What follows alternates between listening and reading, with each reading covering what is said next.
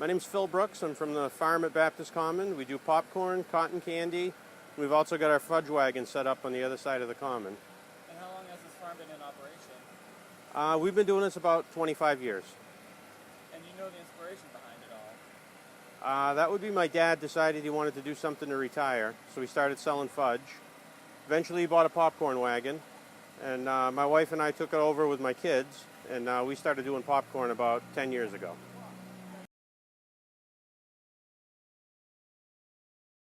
My name is Charlene Cloutier, and I run Pleasant Pendants, fused glass. And what I do is I buy special pieces of glass, like the ones here in the dish, and I cut them, I grind them on a glass grinder, piece them together with tweezers, fire them in a kiln until they're smooth. It takes about 2 hours, about 1465 degrees. And then I add wire and beads, and I make pendants and earrings. And what was your inspiration to start doing this? A friend of mine works with glass, and she taught me the process about 10 years ago. And I teach elementary school during the year, and then I do this as a side business. All right. And when did you officially start doing this? I started doing craft fairs about 8 years ago, and I do some music festivals during the summer, and I do about one festival or fair a month starting in about May right through December.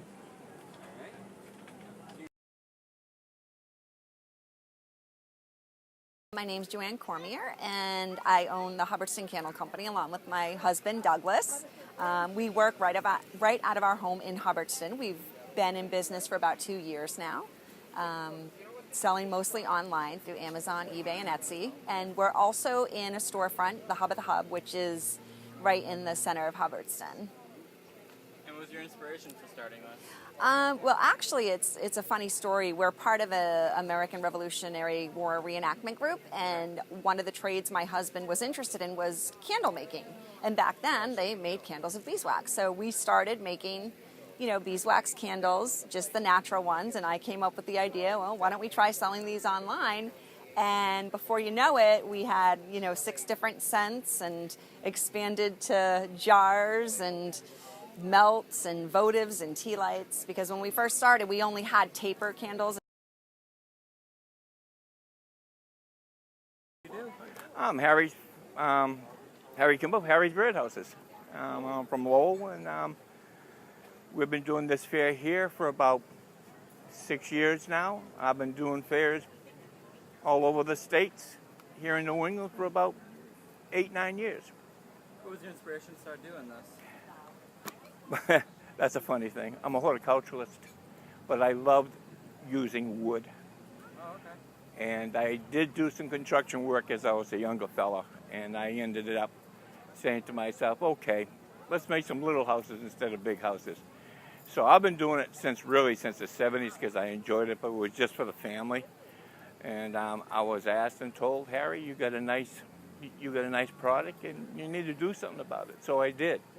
And I've done a couple cable TVs. I've done people from Boston Design Magazine.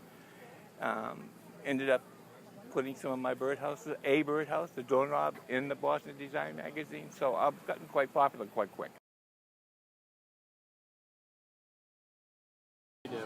I'm George Loretti, and I am selling American Girl dog clothes for my wife Patty. And she makes them, and I bring them out here and sell them.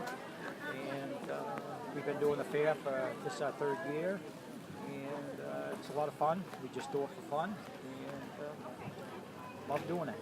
Inspiration? Just for fun. Just for fun? Just for fun, yep. All righty. The group.